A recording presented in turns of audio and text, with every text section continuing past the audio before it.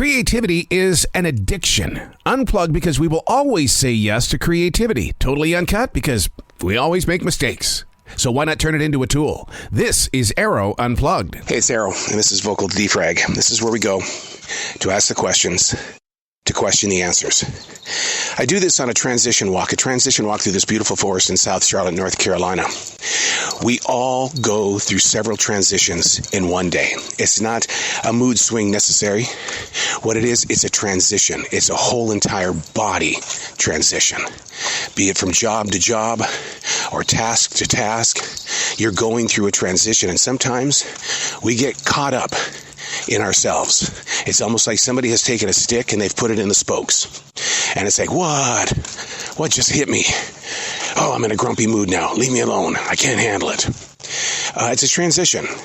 Understanding what triggers you is one thing, but growing with your transitions and becoming aware of how you transition is a beautiful place. You don't have to agree with it all the time, but it is a moment that has been given to you to learn from. You have all those thoughts that keep playing over and over in your head. Those transitions, boom, boom, right after another, after another, after another. So today on Vocal Frag, I'd like to make the subject, get it out and stop living it. Stop living it. Seems simple, right? No, it does not. I'm a daily writer because I want to get it out of me. I convince other people to daily write because I want them to get it out of them. But here's the thing where a lot of people make their mistakes. You write it out or you vocalize it out like we're doing, but then we go back and we listen to it or we read it. You can't do that. That's no different than those bad thoughts in your head and heart. You keep reliving it. Get it out. Don't relive it. It's a tough thing to do because we all think that we're designed to be brilliant with our memories, when in fact the memory is what's getting in the way of so many things that you need to be doing in your everyday world. We are to be mindful of our present and grow with our moment of right now. But if we're thinking about it and then we're going back to relive it, we're not going anywhere. We're just standing here spinning or chasing our tail like a dog. Get it out. Don't relive it. It's a journey, and it's one that really does require self-discipline, not in an angry way, but in more of a caring way, but not in a parenting way or a caretaker way, a caring way in the way of saying, I'm going to ask some questions, and then I'm going to question your answers. By questioning the answers, that means we're moving in forward motion. Get it out. Don't relive it.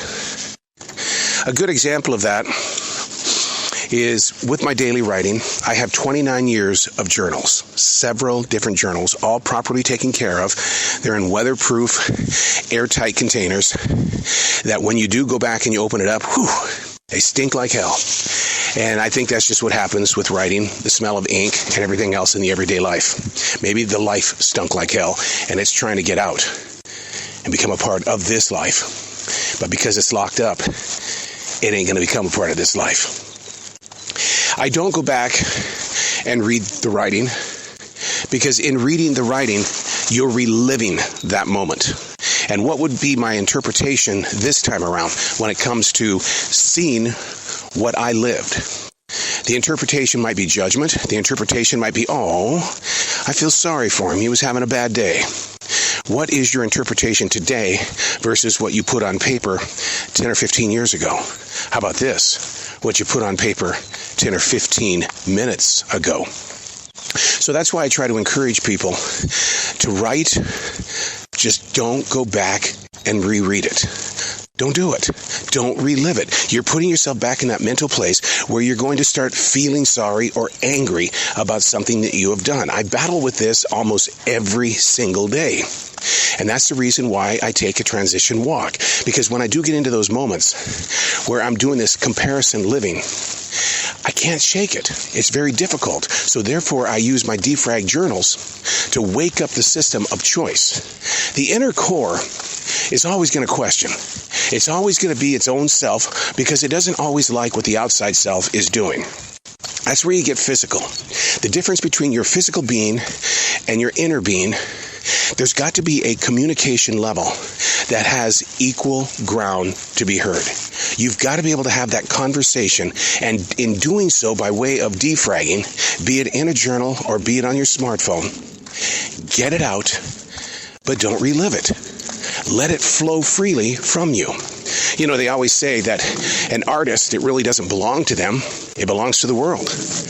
What about your thoughts? What about those things that keep taking you down, those worries, those things that bring on so much anxiety that it trips you up because it keeps playing over and over in your head?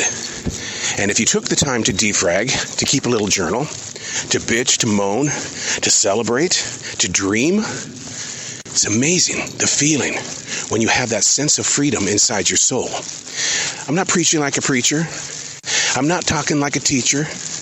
I'm just an everyday person who has spent the past 29 years of his life trying to understand the reasons why we should all put pen to paper and learn how to write. But don't go back to relive it. There are many things that I've done in my 44 years of broadcasting that really do need to be talked about, to be sorted out, to be listened to, years after I went through many, many times of great pressure, challenge, depression, and burnout. I would love to go back there and see how that kid survived, because there might be some things I need today, but I play by that rule. I don't go back to the writing to relive it. Whatever I need in my moment of now is awareness. And through awareness, we can grow forward. Try it sometime. Write something down and then just throw it away. Get it out of your system. Then throw it away. Just get rid of it. You're not going to reread it. I don't want you to. Just throw it away.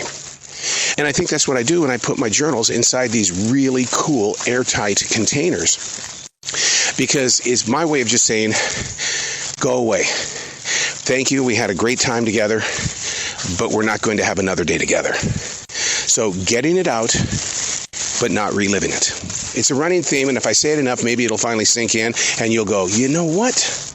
I coulda, shoulda, been a better something. But because I wouldn't let it go, I didn't get to do everything to make me something. I'm just an anything. Oh, so now there's judgment against you on that. You could have been something, but you ended up being just an anything. Was it part of your dreams? Was it part of your decisions to find peace? Where in your life are you finding peace? Is it true peace, or did you have to go buy it? Writing is free. So is reliving it. But we don't want to go there because it's going to cost you something. I'm Arroe, and that's Vocal Defrag.